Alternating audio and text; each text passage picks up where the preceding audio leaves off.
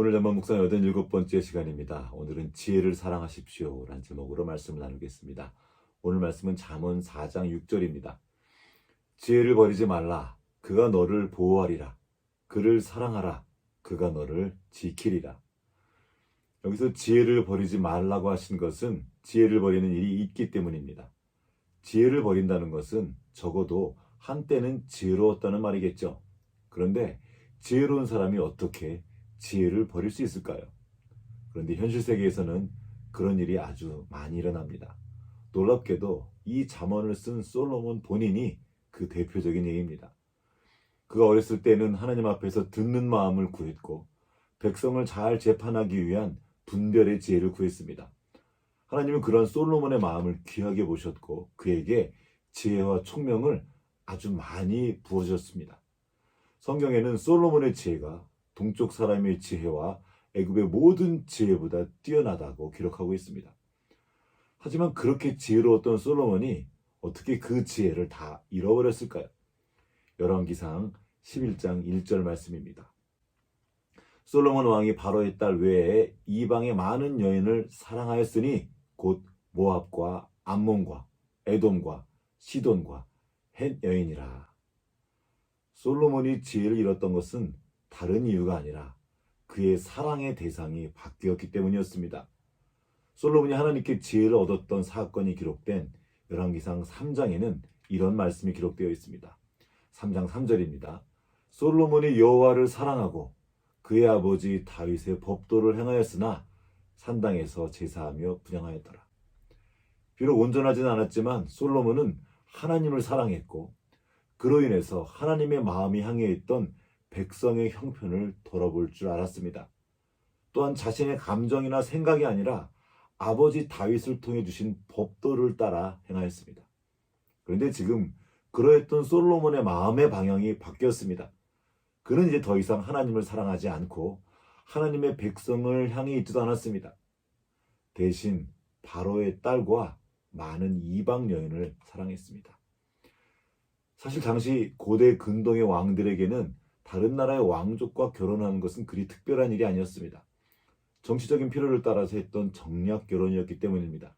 하지만 하나님을 섬기는 솔로몬에게는 결코 작은 일이 아니었습니다. 이방 여인과의 결혼은 하나님께서 금하신 일이었기 때문입니다. 솔로몬은 이것을 알고도 무시하고 그들과 결혼을 했습니다. 아마 이 과정에 무수한 자기 기만의 과정이 있었을 것입니다.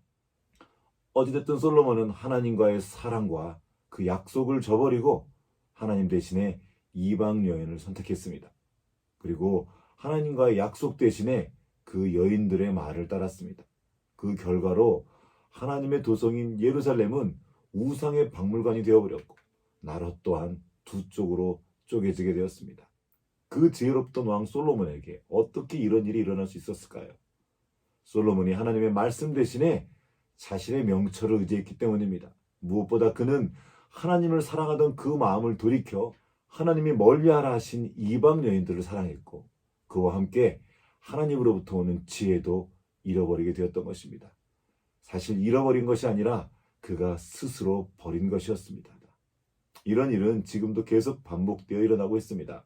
그래서 주님께서 잠언을 통해 우리에게 미리 알려주신 것입니다. 지혜를 버리지 말라. 그가 너를 보호하리라. 그를 사랑하라. 그가 너를 지키리라. 지혜를 버리는 것은 귀한 물건을 버리는 것과 또 다른 차원의 일입니다. 우리를 사랑해 주시는 인격이신 주님을 버리는 것이기 때문입니다.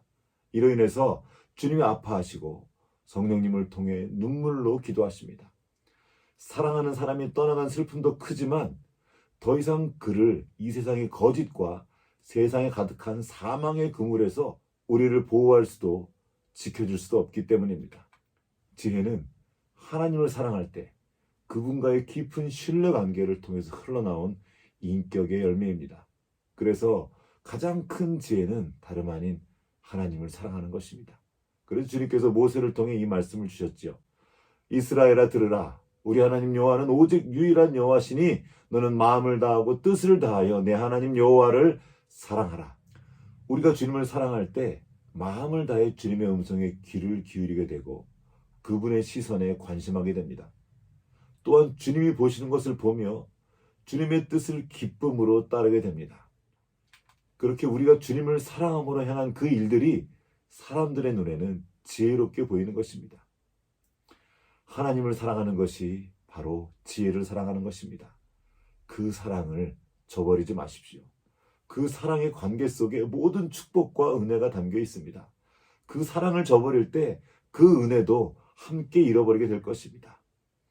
하나님께서 복수하셔서 그렇게 되는 것이 아니라 우리가 복의 근원이신 하나님을 떠난 것에 대한 자연스러운 결과를 보게 되는 것입니다. 지혜를 사랑하고 그 사랑 안에 거하며 그 기쁨을 누리는 하루하루가 되시길 주님의 이름으로 축복합니다.